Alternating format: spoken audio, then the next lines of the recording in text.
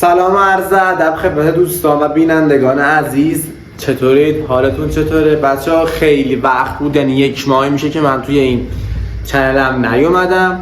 چرا؟ چون که یوتیوب بهم اخطار داده بود برای چند تا ویدیو که گذاشتم و من تصمیم گرفتم که یکم نگاه کردم تو چنل قبلیم، دیدم که زیاد کیفیت خوبی نداشت ویدیوام، بلکه ویدیوهای با کیفیتی به شما ارائه بدم و ویدیوهای خیلی خفن تر و روی اصول میخوام برم جلو و آیدی چنلم هم میذارم همین پایین، برید ببینید و سابسکرایب کنید از همینجا، چون که قراره ویدیوهای خیلی خفن تر بذارم و دیگه داریم میریم سمت کارهای چالشی و ویدیوهای چالشی قشنگ.